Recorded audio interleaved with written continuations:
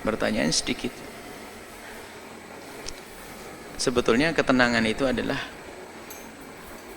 dia bicara bagaimana hati dan pikiran saya agar tenang. Tenangnya hati dan pikiran bukan dengan tenangnya jasad. Maka yang perlu ditata adalah pikiran dan hati. Bukan berarti ketenangan hati itu adalah karena banyaknya duit, bukan. Itu orang kaya juga gelisah kok kadang-kadang. Bukan ketenangan batin itu karena suaminya ganteng, tidak, atau istrinya cantik, bukan.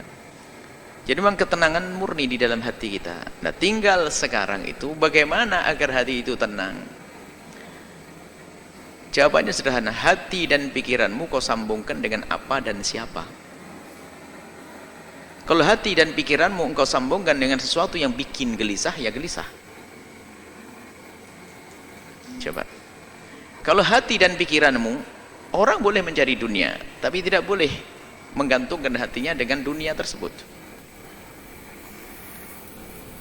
Sehingga kalau orang menggantungkan hatinya, mengikat hatinya dengan dunia, lihat, di saat tidak mendapatkannya dia gelisah. Di saat mendapatkannya hilang pun susah. Ada orang duitnya hilang tenang saja kok, ajib. Karena dia tidak mengikat hatinya dengan dunia tersebut. Maka dengan Allah lah itulah. Ketenangannya ada dengan Allah. Kalau orang dengan Allah duitnya hilang nggak susah, malah ngasih 1 miliar bangun pondok. Coba. Lah kok bisa ini? Coba yang hatinya nggak sambung dengan Allah, 1 miliar ini buat abimat 2. Tambah gede duit saya. Tapi enggak, hatinya tenang, kehilangan duit 1 miliar kok. Ini duitnya jatuh 100.000, puyengnya setengah mati, nangis-nangis. Nah, ini urusannya hati kita dengan siapa? Nah, kalau sudah urusan kita hati kita dengan Allah, mudah. Allah, apapun di saat dia sakit, lihat. Sakit jasadnya sakit. Tapi kalau dia kenal Allah, dia akan tahu bahasanya akan ada imbalan di hadapan Allah Subhanahu wa taala. Maka rasa sakit akan tereda dirasakannya, menjadi tidak separah, tidak semakin sakit. Sama itu loh, kok jauh sekali imbalan di akhirat, kok lama banget ya. Itu saja ibu yang hamil tua nggak bisa melahirkan, bawa ke dokter, ambil pisau dokter, buka perut saya. Aduh, dengan senang hati dia sakit, lihat banyak, senang. Ada sesuatu yang lebih menyenangkan dia. Apakah dia susah? Ya enggak.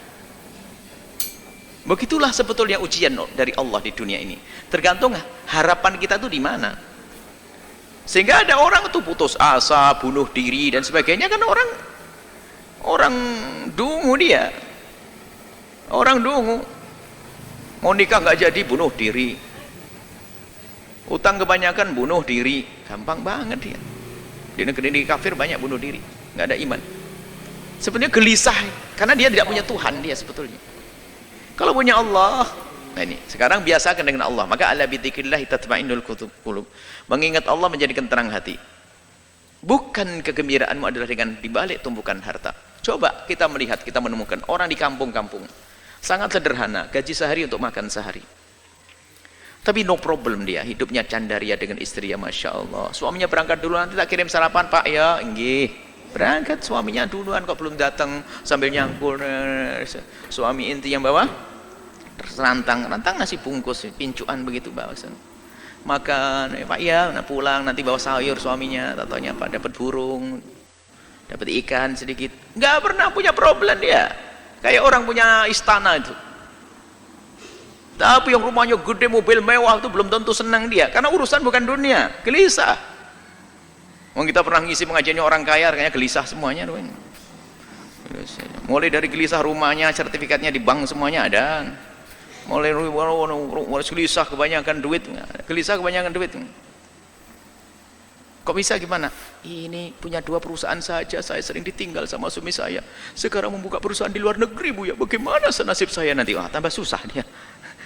Macam-macam orang lain, bingung nih manusia itu karena hatinya tidak dengan Allah. Maka ada bidzikrillah tatma'innul qulub.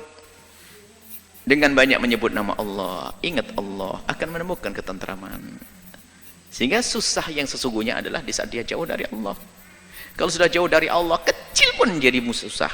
Tapi kalau dengan Allah, bencana pun kayak apapun akan menjadi sebab dia senang. Karena ini dari Allah. Sehingga para solehin itu kalau diuji dengan kefakiran, selamat datang dengan syiarnya orang-orang besar. Kefakiran syiarnya orang-orang besar. Dia tidak menganggap sebuah kerendahan. Tapi lihat yang tidak punya iman, nasib sudah sholat tetap melarat, Tuhan tetap melarat. Kurang ajar sama Allah nih. Gimana bisa bahagia dengan Allah saja curiga begitu, dengan Allah sudah nggak benar. Baik ya, kuncinya adalah bagaimana hati kita. Kita biasakan dengan Allah, dengan Allah. Hakikatnya seperti itu. Tapi di samping itu juga kalau kita berkumpul dengan kemuliaan, Anda akan menemukan kesejukan. Karena apa? Allah akan turunkan rahmat di tempat semacam ini. Anda bergabung di tempat-tempat mulia. Biarpun secara zahir tidak langsung hiburan itu disajikan. Misalnya kalau orang ahli maksiat kan hiburannya adalah hadir berdisko dan sebagainya, ketawa-ketawa. Ketawa sesaat, itu susahnya panjang. Senang kelihatannya, tapi tidak tahu bahasa dia akan menemukan kesusahan yang panjang. Tapi kalau kita menghadiri tempat mulia semacam ini, dijanjikan oleh Allah ada rahmat diturunkan, Anda semakin sejuk. Anda berkumpul dengan orang senang, orang baik, lihat, ada kesejukan. Lihat. Jujur, kita dengan orang soleh saja, kita lupa kok dengan segala permasalahan. Kalau Anda duduk dengan orang yang sangat Anda cintai dari ulama-ulama orang soleh, Anda duduk saat hilang kalau utang lupa, ini lupa, sakit lupa. Itu hanya dengan orang soleh. Bagaimana Anda merasa dekat dengan Allah Subhanahu wa ta'ala? Bagaimana kita dekat dengan Nabi Muhammad sallallahu alaihi wasallam? Itu saja. Kembalikan hati kita dengan Allah, biasakan berzikir, merenungi ya, merenungi tentang nasib kita nanti di akhirat. Bagaimana urusan dunia, rendahnya dunia. Kalaupun mencari dunia hendaknya untuk Allah. Sudah menjadi orang kaya boleh, bukan dilarang, tapi bukan hanya untuk menyuburkan kesombongan kita, untuk membesar kerakusan kita.